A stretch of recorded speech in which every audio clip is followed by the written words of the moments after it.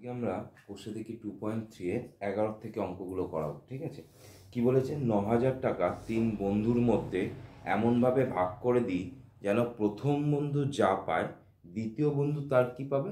দ্বিগুণ পায় বলেছে। এবং তৃতীয় বন্ধু 2 বন্ধুর প্রাপ্যটা মোট টাকার অর্ধেক পায়। তৃতীয় বন্ধু কি পায়? প্রথম 2 বন্ধু প্রাপ্য মোট টাকার অর্ধেক পায়। কে কত টাকা পায়? একদম ইজি অঙ্ক। তাহলে 9,000 টাকাটা মেন টাকা, ঠিক আছে।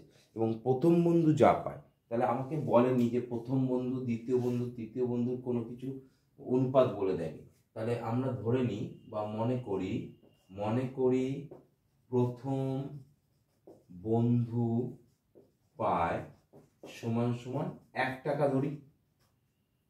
তাহলে দ্বিতীয় বন্ধু কত পায়?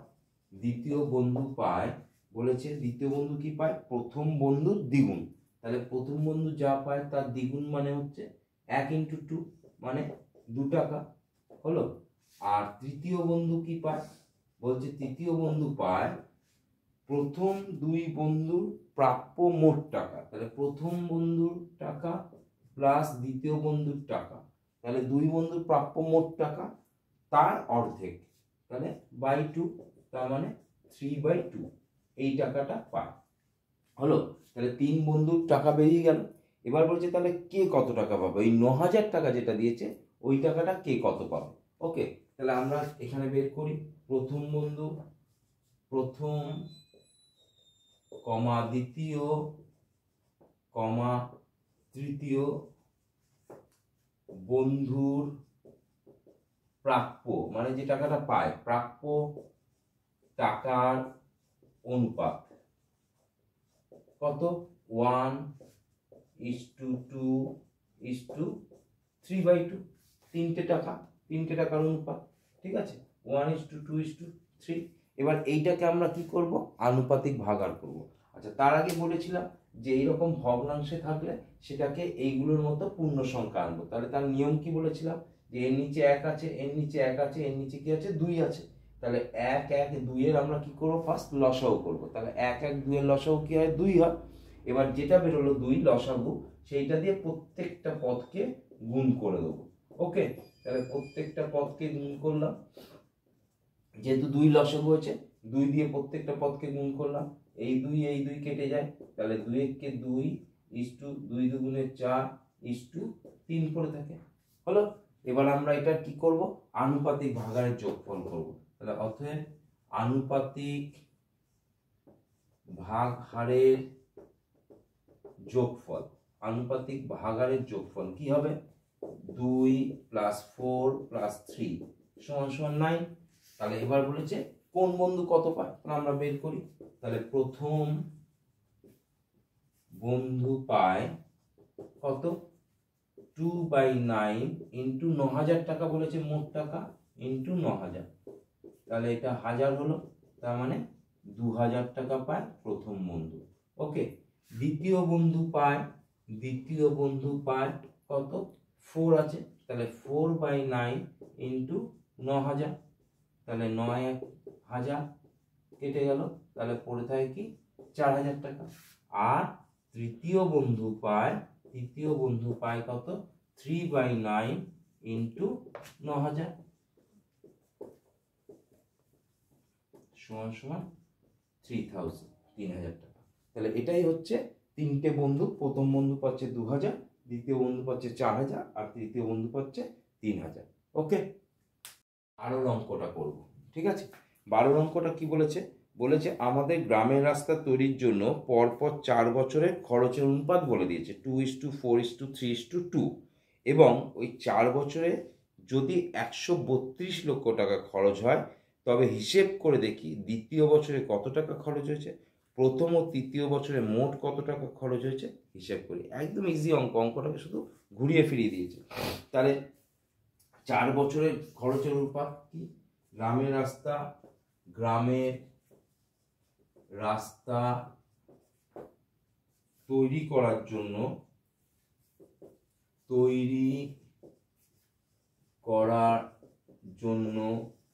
4 বছরে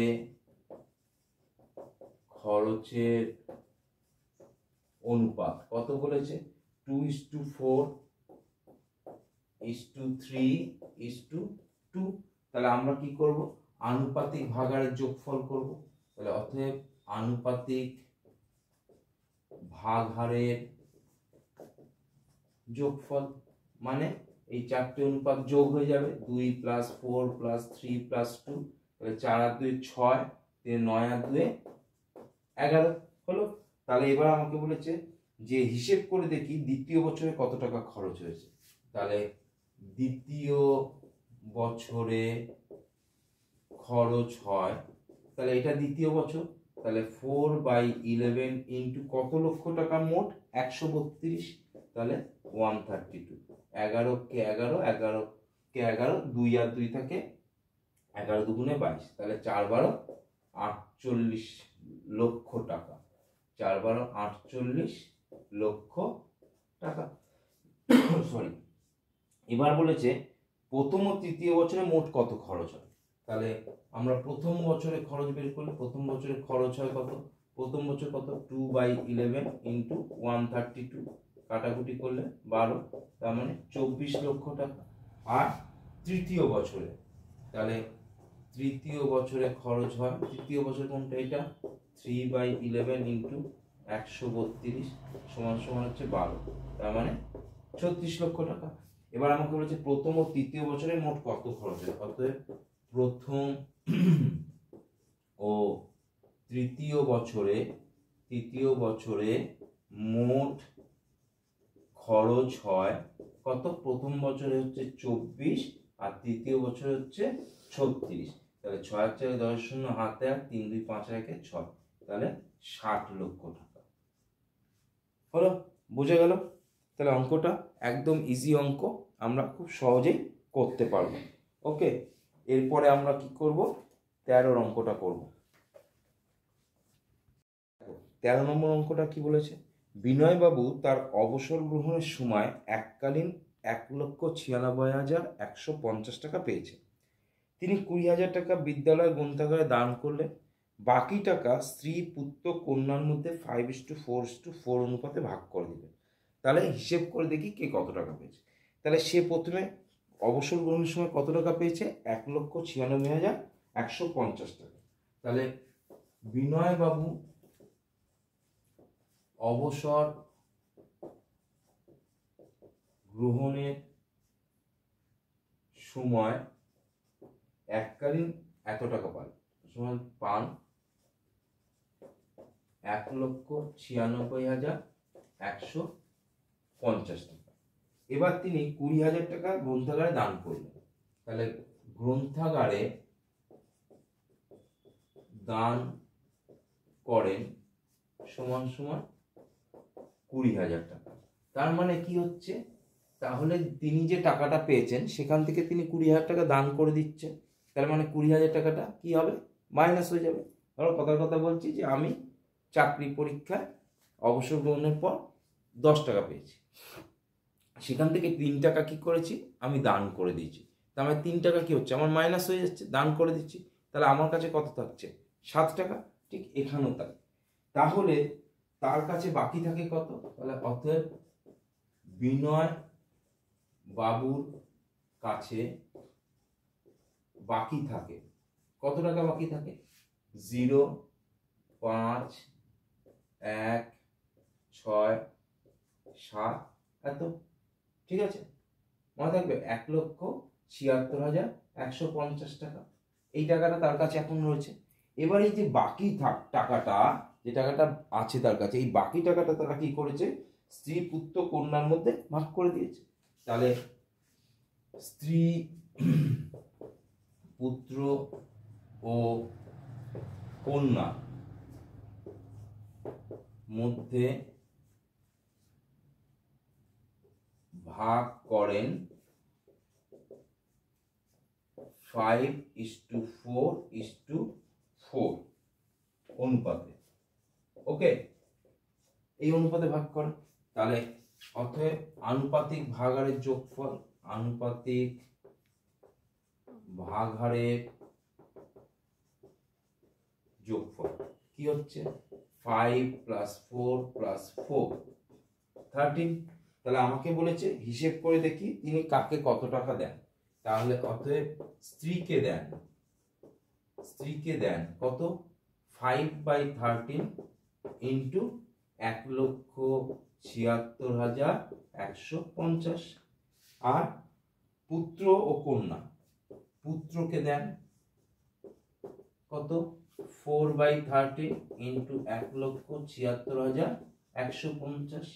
আর কন্যাকে দেন একই 4/13 ইন্টু 1,76,150। এবার 13 দিয়ে 1,76,150কে ভাগ করি। 1,76,150কে আমরা এখানে নিচে 13 আছে, 13 দিয়ে ভাগ করি।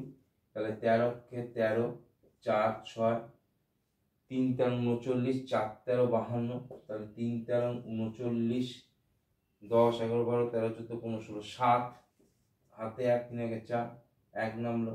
7 13 6 13 78 হবে না, 5 13 65, 6 5 5 13 65 কেটে কুটে গেল।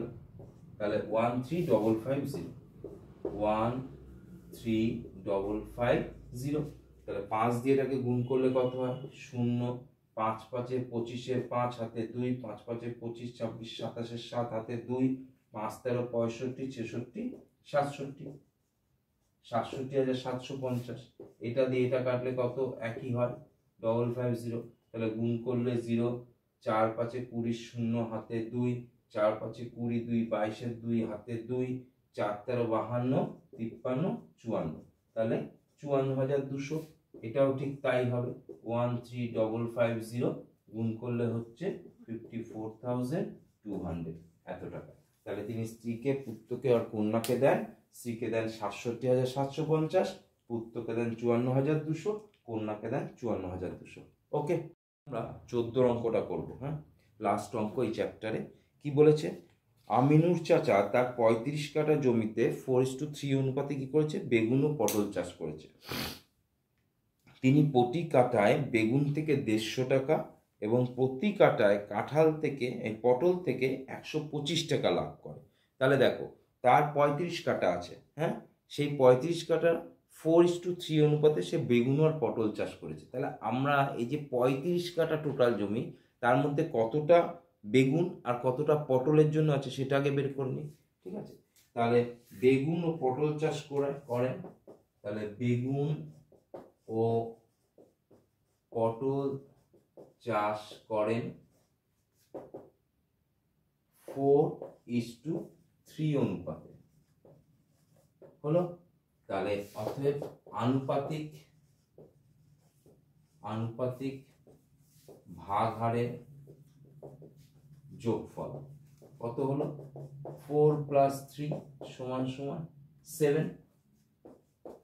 তাহলে অতএব বেগুন চাষ করেন 4/7 ইন্টু কত কাঠা, 35। তাহলে কত হচ্ছে, 20 কাঠা জমিতে। ওকে, আর পটল চাষ করেন কত, 3/7 ইন্টু 35। তাহলে কত হচ্ছে, 15 কাঠা জমিতে। হলো, এবার বলেছি কি, প্রতি কাঠায় বেগুন থেকে 150 টাকা লাভ হয়।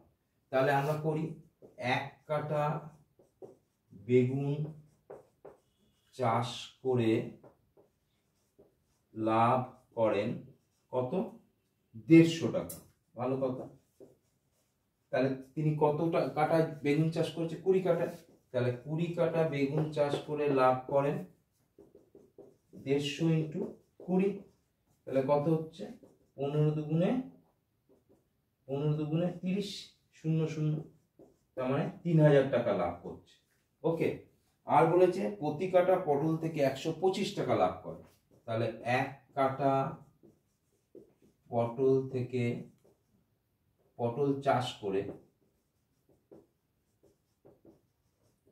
লাভ করেন কত, 125 টাকা।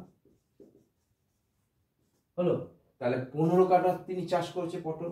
তাহলে 15 কাঠা পটল চাষ করে লাভ করেন 125 ইন্টু 15। হলো, এটা ডট ডট সমান সমান কত হচ্ছে 5 15 75 5 হাতে 7 15 দুগুণে 30 এর সাথে 37 এর 7 হাতে 3 15 কে 15 আর 3 18 হলো বেরোলো।